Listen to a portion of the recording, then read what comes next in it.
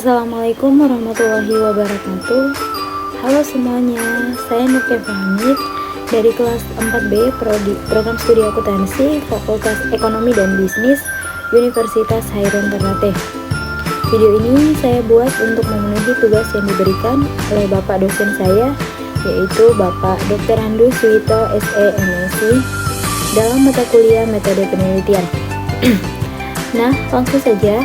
Pada video kali ini saya akan membahas mengenai apa sih hermeneutika itu.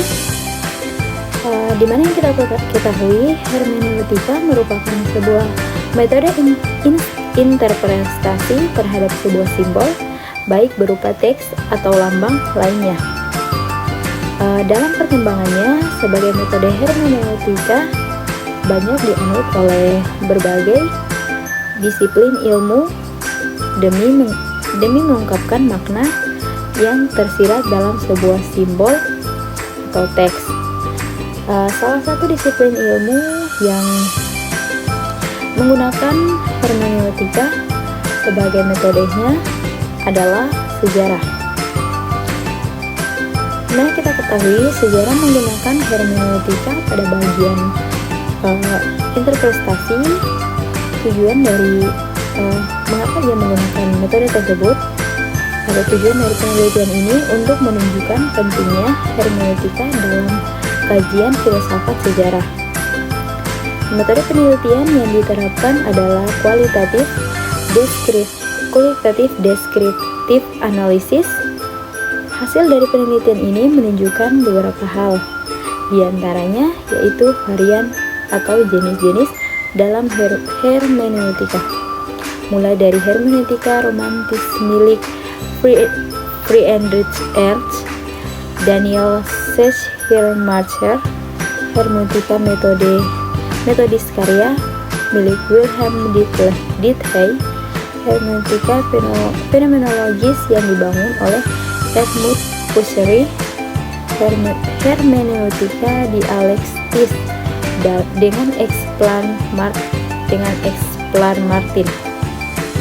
hermeneutika kritisnya Jürgen Habermas, dan hermeneutika milik Paul Ricoeur yang sering digunakan dalam teks sastra, serta yang terakhir metode hermeneutika dekonstruksionis hasil pemikiran Jacques Derrida.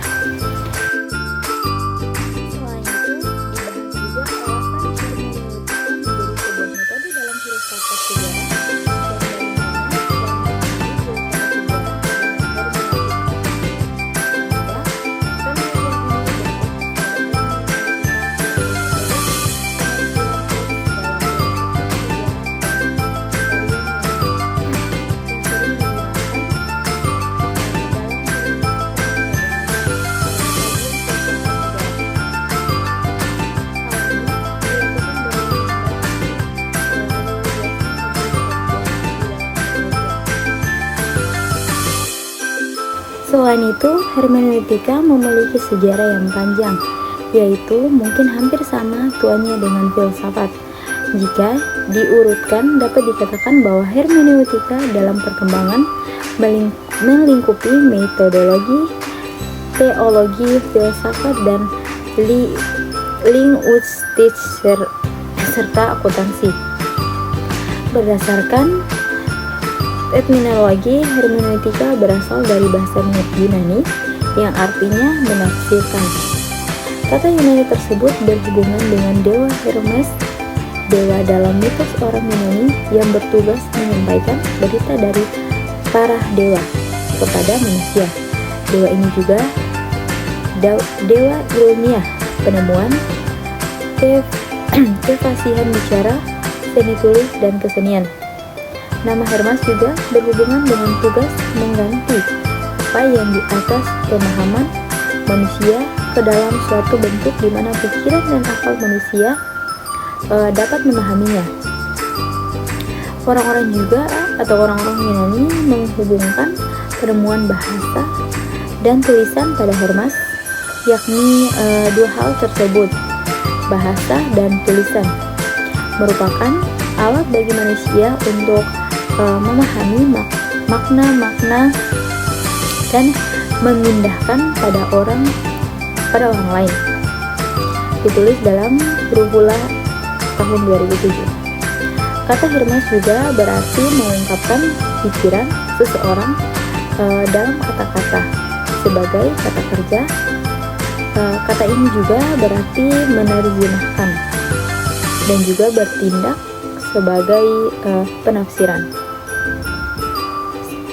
Sehingga berdasarkan ketiga pengertian tersebut,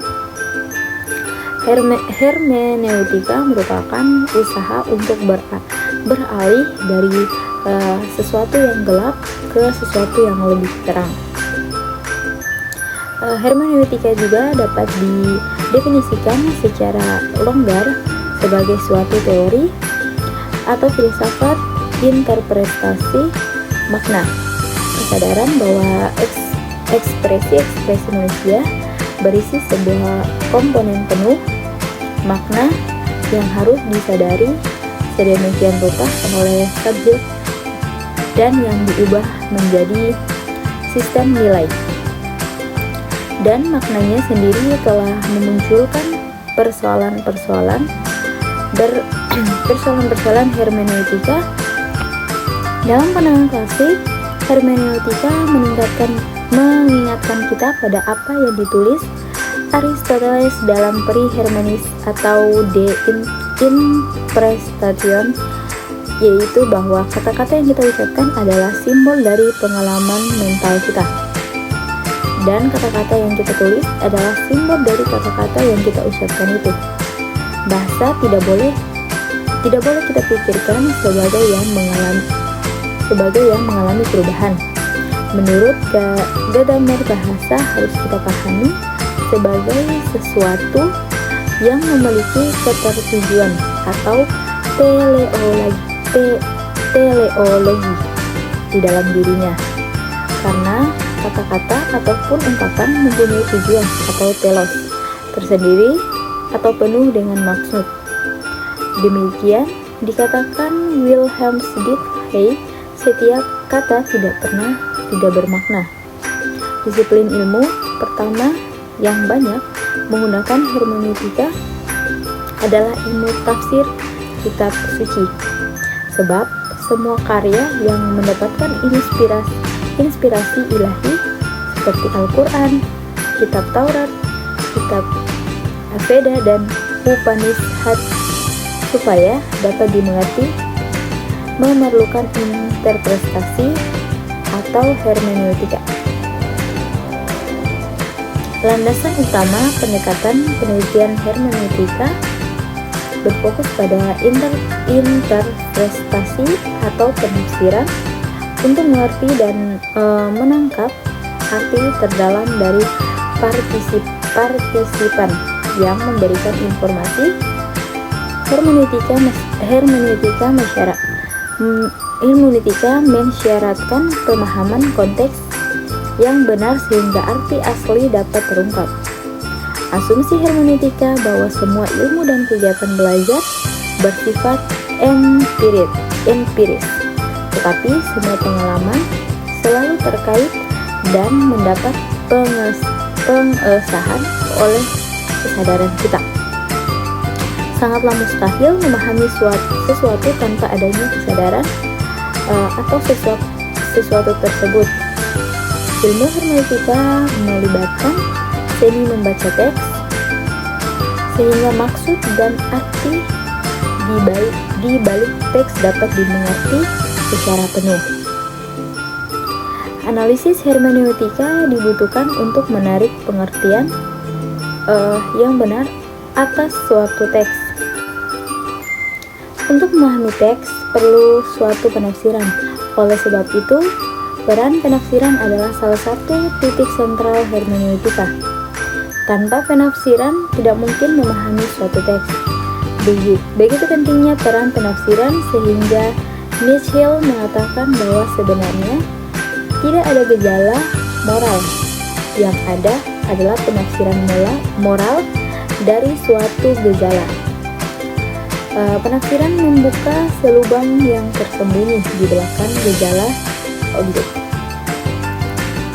Itulah penjelasan singkat saya mengenai hermeneutika. Lebih dan kurangnya mohon dimaafkan. Wabillahi taufiq wal hidayah. Wassalamualaikum warahmatullahi wabarakatuh.